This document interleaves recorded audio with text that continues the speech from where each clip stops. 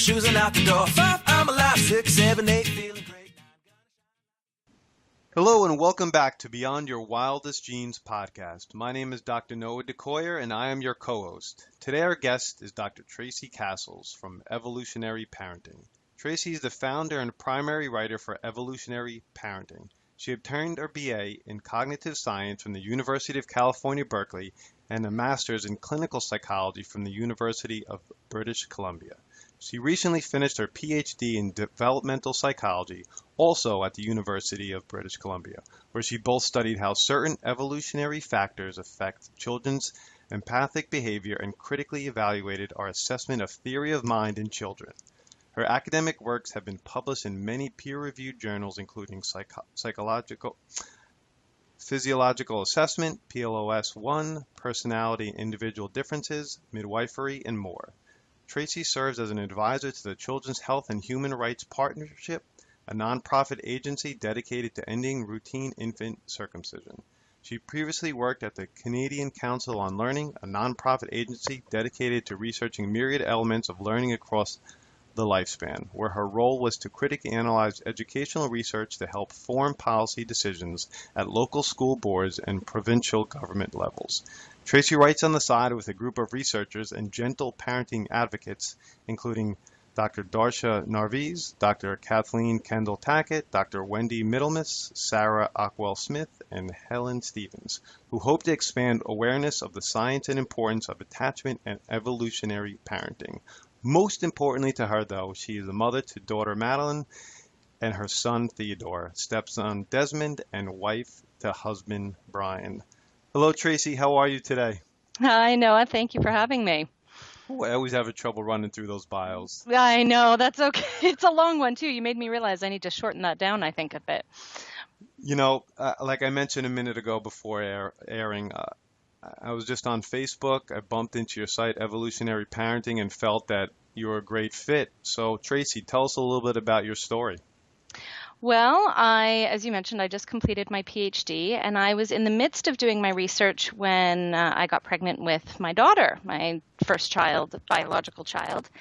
And it was during that time that I started realizing there was a lot lacking in the dissemination of parenting research, in the discussion of parenting issues, starting right from birth onwards. And I guess I should backtrack a bit and say that I always had a bit of a push towards this. My mom was very actively involved in getting midwifery legalized in Ontario, where I was born and raised. So I have a background of I was born at home. My brother and sister were born at home with midwives and a family doctor in attendance. And so I kind of grew up with this mindset around the medicalization of birth and the more not so common view these days, but becoming more prominent of the naturalness of the process and respecting that process. And I started researching more about breastfeeding and sleep and everything else while I was pregnant, and became sorely disappointed in what was out there. So I decided that the biggest thing I could do at that time was complain to my husband a lot.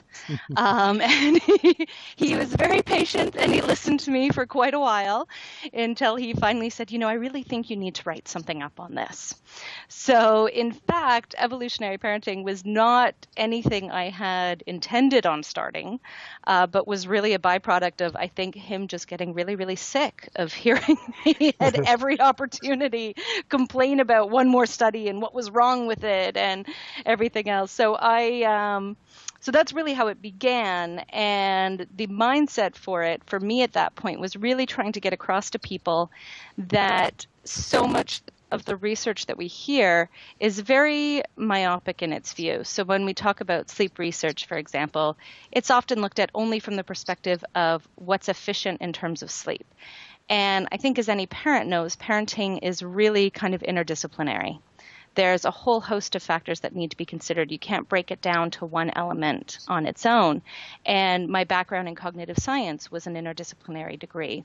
And I have a minor in psychometrics that I did during my graduate work. So I've always kind of looked at things from this perspective that we have to see it from various disciplines. And I wanted to bring that to the parenting discussion that's happening nowadays. So Yeah, that was, and then Evolutionary Parenting was born, and I thought no one would read it, and it would be me just ranting, and I was pleasantly surprised.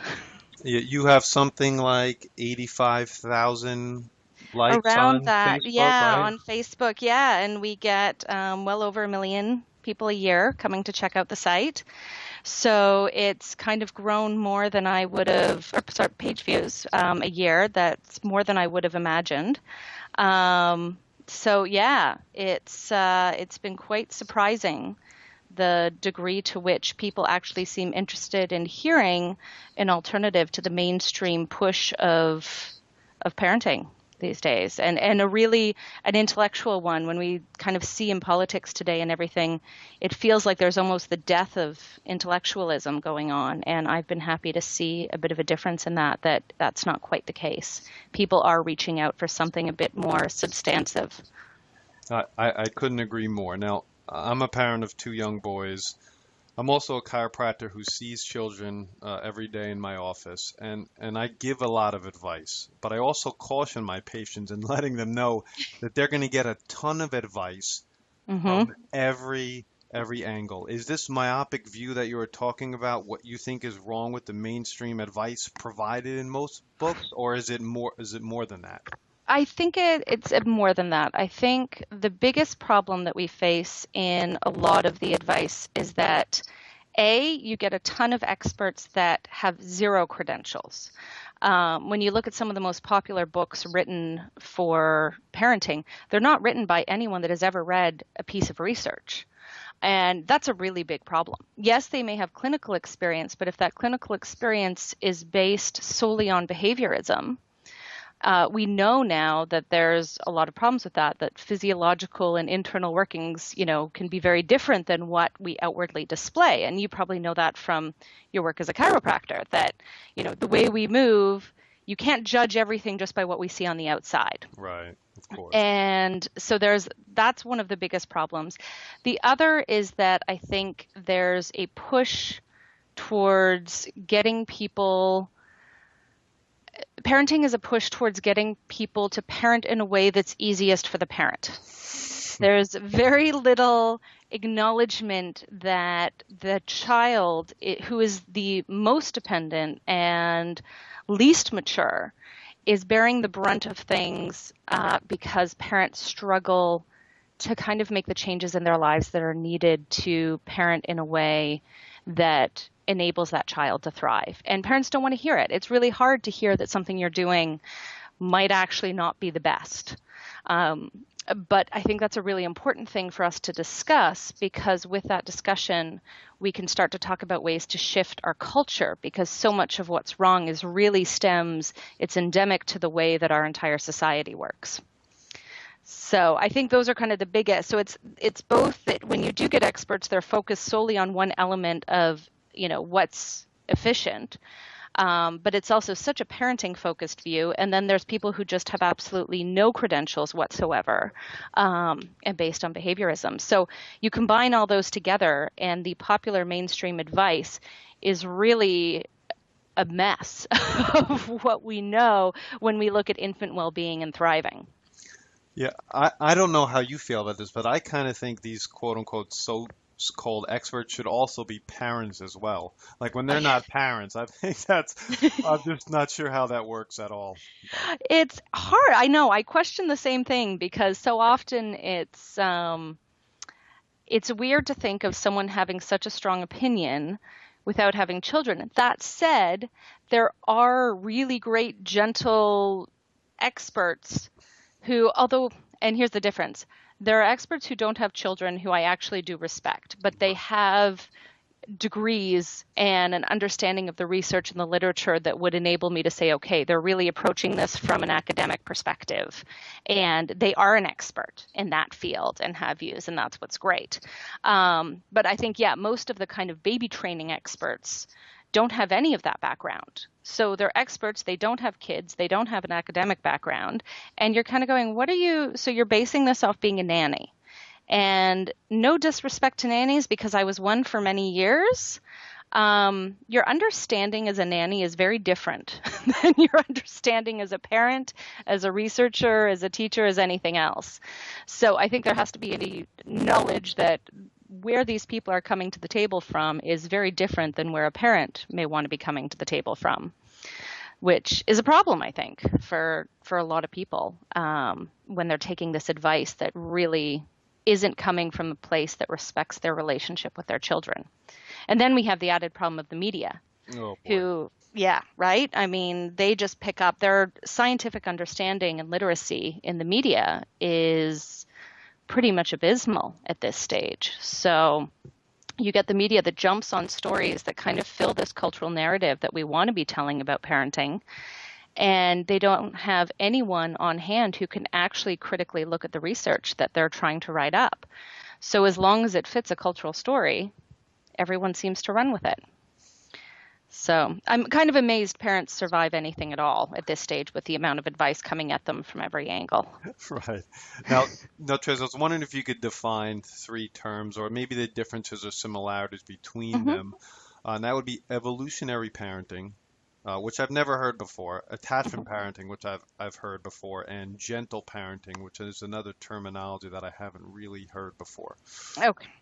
Well, I will start with attachment parenting because it's the one most people know. And it was a term kind of developed by Dr. Sears. And it really defines kind of these premises of how to build a positive attachment with your child. So it focuses on a lot of behaviors like breastfeeding, bonding, baby wearing, bed sharing or co-sleeping. He has the 7 Bs, and they all focus on these behaviors that stem from research we know on how to build positive attachments and are supposed to facilitate this secure attachment between the child and their caregiver. Now, evolutionary parenting was actually a term I started saying to my husband. So it's really kind of my own take on it. And as much as the behaviors are very similar to attachment parenting, it's really the premise for it that changes. So for me, I always felt that what was missing in parenting was this idea that we have as a species evolved, I believe in evolution, but for people that don't, whether it's you are biologically made a certain way, we've evolved a certain way, but regardless, biologically speaking, our children expect certain behaviors to thrive. And many of those behaviors rely upon close proximity to caregivers, breastfeeding when possible, bed sharing, all these things. So the behaviors are very similar to what we would see in attachment parenting. The premise here, though, is that because we've evolved that way, we have to be very careful when we separate away from that. So there's kind of a human default of what the body and what the mind expects in order to thrive. And really, we need to be taking that as the basis of the beginning of any kind of parenting advice. And when we deviate from that, we're deviating for cultural reasons, not biological reasons. And it can have very real biological effects. So my point and the way I approach the writing is to take this default and then look at the science as to what it says about our deviations from these. And then because it's more scientific, I also want it to be more of an area where people are still making their own choices. People do have to deviate from biology. There is an expectation of this. And in attachment parenting, it's become very rigid in terms of people saying you have to do these 7 things. If you don't, there's a problem. I don't believe that's the case. I believe we have throughout all of human history adapted as needed. You don't want to adapt when you don't have to. And you don't want to deviate if you don't have to. So the idea, though, is to give people the understanding of why we've evolved to have these behaviors. Why do infants, for example, want to be close to their caregivers all the time? Why does your child cry the moment you put them down? And when we can understand the evolutionary reasons behind these behaviors, we can, possibly understand why we don't want to change it. But if we have to, we can look to ways to minimize the impact on the child. And I think this is really important in our culture today, is to understand, to get parents to understand why their child is behaving the way they are, because I think too often we still have this idea of a bad baby. So you hear people talk about, oh, even my son, I'll go out, he's 6 months old, and the amount of time people come in and ask, oh, is he a good baby? And I just want to say, of course he is. He's a baby. Like, I don't know. I haven't met the knife-wielding homicidal baby yet.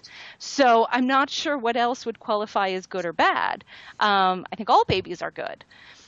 But we have this mindset that they can do things that are bad. So what I want to get away from is this idea that you either have to do a set group of behaviors, but rather that we have to understand why infants are the way they are. And so if we need to deviate, we can still respect what they need to thrive, and not just survive, but thrive, and try and work towards providing that, or changing the structure of our society to better support families to be there for their infants in that regard. So that's kind of the difference between evolutionary and attachment, even though a lot of the behaviors that I speak about are very similar to attachment parenting. Now, gentle parenting gets you into kind of, again, a mix of both of those. And it's more the idea of the approach that gets away from this behaviorism and discipline. Well, discipline's the bad word. I like discipline means to teach, but the punishment aspect of parenting. So when we stop viewing children as being, or babies especially, as being manipulative or trying to do bad things, we move away from punishment. We move towards working with them in a gentle manner that respects the relationship. And I think this is really important, is so often we look at the behavior of a child and wanting to change that without thinking about changing it in a way that maintains the positive relationship between the parent and the child. And that's really important for us as parents to be aware of, that our actions have an effect not only on the immediate behavior of our children, but also their long-term behavior and our relationship with them as well. So when you take all three together, I mean, there's a lot of people kind of cross all three elements. And they are all very overlapping in many ways of what's promoted. So for example, stuff like spanking or punishment would really kind of go against all three elements of it. Whether it's evolutionary attachment or gentle parenting. But understanding why breastfeeding is important, as opposed to just saying one should breastfeed, crosses more into the evolutionary parenting and doesn't really necessarily qualify under gentle parenting. So hopefully, does that help explain kind of the similarities and differences, and it's the approach to each that I think is what differs, even though a lot of the behaviors are similar. Yeah, I absolutely love the terminology evolutionary parenting, because I'm a primal paleo advocate. So I look at the way I take care of all my patients through that evolutionary lens, how we developed as humans, how we ate as humans, how we moved as humans. And you're just taking it to a perspective that I haven't really thought of it about, but, parenting through that lens as well. So exactly. So I see that there's differences. I just personally, from what I do on a daily basis, I really love that evolutionary parenting term, and I hope you've trademarked that. Well, I have in Canada. Unfortunately, someone then trademarked it in the US on me. So, yeah, I have to deal with that. I'm not sure. I think I'm going to have to get in touch, because he did it after I'd used it, everything. So I don't know. There's a whole rights thing of first use versus whatever. So anyway, but I do own it in Canada, which is where I am. So at least there's that. But yeah, I think it's really important for people to think about, our kind of human history. And too often our idea of history is what I get from parents is, they go back 2-3 generations and, oh, we've been doing this forever. They view these ideas of, bed sharing or whatever as modern. And you have to sit back and go, no, our human history is far, far older than your great grandparents. And you really need to go back to see why we do these things that we do. And just like, again, you said like paleo and stuff like that for eating, it's equally important to, look at it in terms of why we parent. Why do our children seek these behaviors from us? And why is it so hard in our culture, I think, to follow that type of parenting? And I think to follow, I'm sure you notice this with almost anything. Why is it hard to eat healthy in our society? Right. Why is it hard to get enough exercise? Why is it hard to parent? Because our culture is set up against, I would say, a lot of how we've evolved as a species. I agree. I agree 100%. Now, from your perspective, areas of parenting that are most misunderstood. Well, I would say for me, the biggest thing I get is questions about sleep. It is probably the biggest area from my perspective and what I deal with. And I think it stems from this idea that so many people have the view that a good baby is one who sleeps through the night. And there is a wealth of research that tells us this is not biologically normal. And we are fighting babies at this endlessly. There's sleep training, people can get qualified to teach you how to leave your child to cry. And we've hit these really, I would say, problematic methods of behaviorism, of forcing children to change into what works for us in terms of sleep, because we want more sleep. And it's a really big problem, I think. And I think we don't know the long-term effects on children. Most recently, there was a study that came out that I'm sure most people are saying, but didn't the media just say that someone had proved there's no long-term effects of extinction sleep training? And no, it didn't at all. And yet this is, going back to what we talked about earlier with respect to the media not really having the understanding, is the study showed nothing of the sort. It didn't have the power. The way it was set up, they really couldn't claim anything. And here we are with everyone believing it's safe because of this particular study. So I really struggle with parents' understanding of how children should be sleeping is one of the biggest, how long, what night wakings are. And here's where Dr. James McKenna's work at Notre Dame is so important in understanding the biological bases of infant night wakings. And in his hypothesis that he has a lot of research that, tangentially supports it, but is that many of these night wakings actually are protective for the infant. They can protect against SIDS, and they protect their overall well-being. Infant sleep isn't supposed to be like adult sleep. And then you get away to bed sharing is another, again, sleep area where, especially in the States, it's really condemned. And you talk about coroners saying it should be illegal. Parents should be charged if they bed share. Well, this is how infants have slept for most of human history, is right up with a parent and caregiver.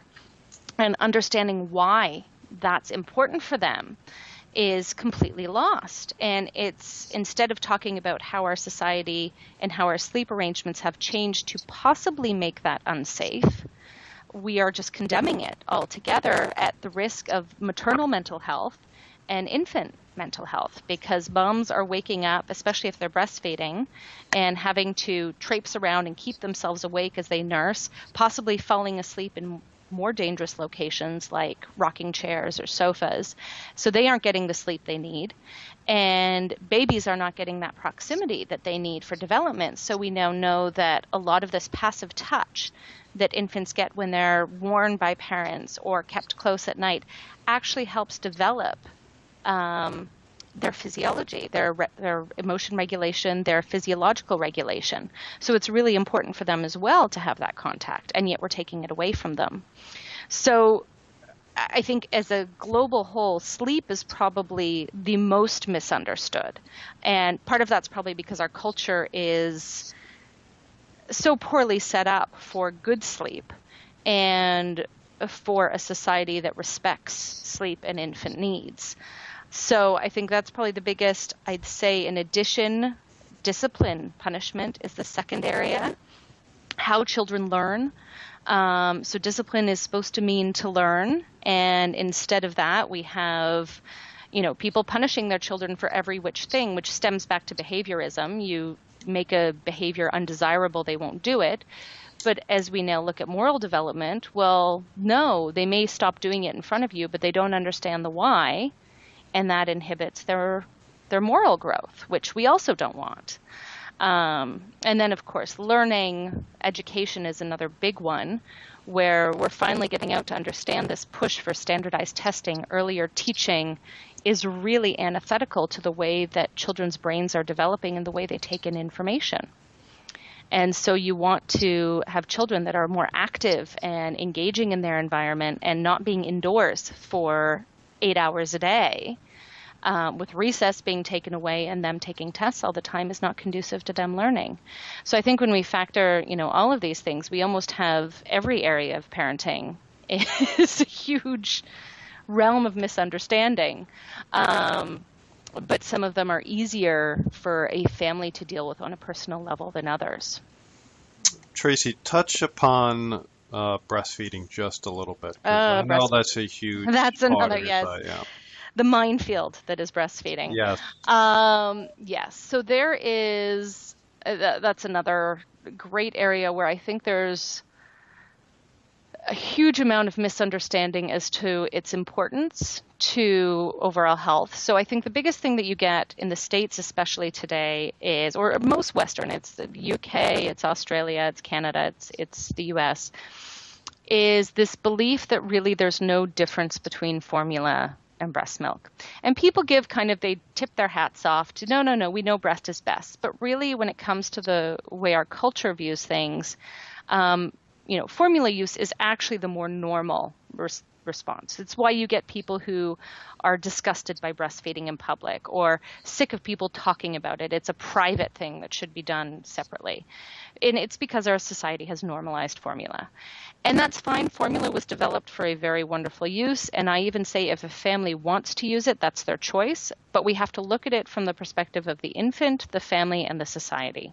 And right now, we don't have a culture that respects breastfeeding as a whole, which means it's very difficult for families who even want to do it, much less families who may be on the fence or not even understand the importance of it.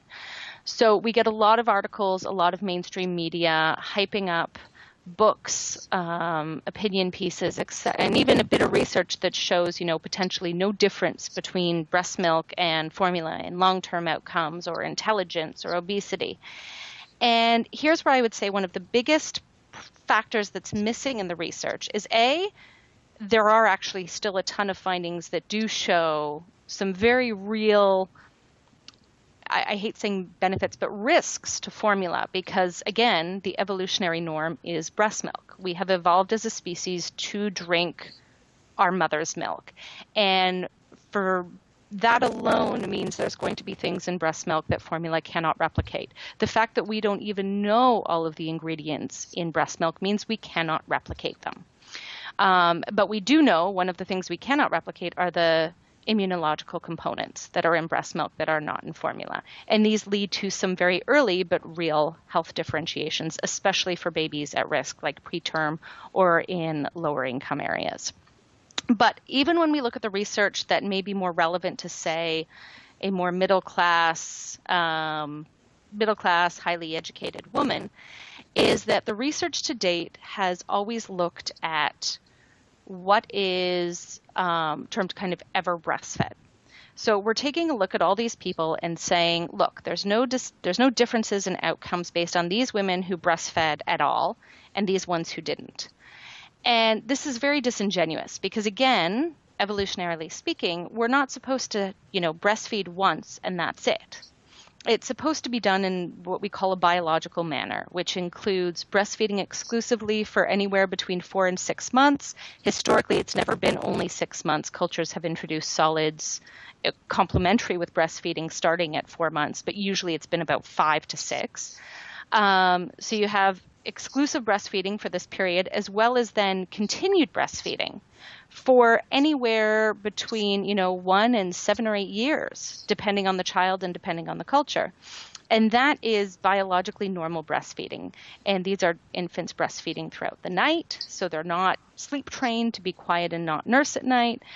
And this group is what we would call the biological or evolutionary breastfeeding group. In my opinion, when we're talking about the research and how people should understand the effect of breastfeeding, that has to be the baseline group. That has to be the norm. And yet that group actually doesn't exist in any research. It is completely lost in favor of this idea of breast milk being this magical elixir where you can have one feed or two feeds and somehow you're supposed to see long-term differences, which I think we all know is probably a little ridiculous. It would be like comparing smoking outcomes based on someone who had 2 cigarettes being included in a group of someone who had 100, and somehow saying their outcome should be the same. And it's not like that. So when we talk about the research, what's really missing, and I think where a lot of misunderstanding comes from, is that we really don't have a great comparison. The closer we get, though, and there are people who are now looking at either exclusivity of breastfeeding for a certain period or duration. And typically this only goes up to a year. You don't even get people who go past a year, despite it being a biological norm. The closer you get to that, when they include those groups, the stronger the effects that you see in terms of long-term health, emotional, etc. outcomes. So we really have to take a look at every piece of research and make it clear to women what is the biological norm, why are infants expected, and then, yes, you may need to deviate from that. Not all women can breastfeed. And in our society of certain medications that they're given, et cetera, and the way birthing can happen that interferes, hospitals giving formula, all these things interfere with a mother's ability to nurse long term. Going back to work at 6 weeks obviously makes it much more difficult. So we have to understand the risks of deviating from this norm and understand why this norm is there and how we can best support it as a culture, but also understand the research is very flawed to date because we are lacking a true biologically normal group. Does that make sense? That's great. I just sat back and listened. That was perfectly great. A bit of a passion of mine because I get very frustrated when the research is so lacking, and yet you're seeing especially with breastfeeding, so many people try and argue that the only reason we see differences is due to, say, SES differences between those who breastfeed and those who don't.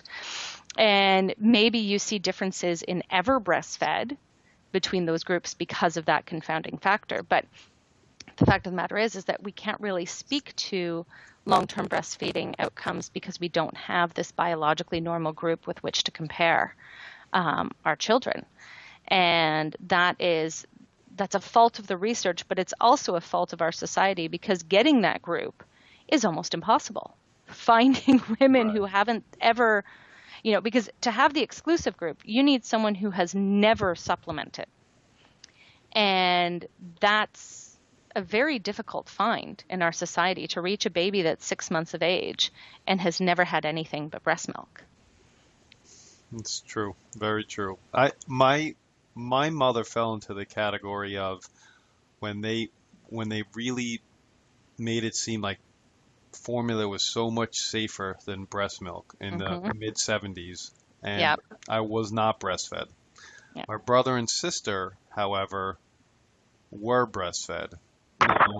Coincidence or not, I have terrible seasonal allergies and more digestive issues than both my brother and my sister. Well, and the thing you'll get though is you'll get people sharing the opposite story of they don't have problems that their breastfed counterpart does. And I think this is, again, you would map the research better.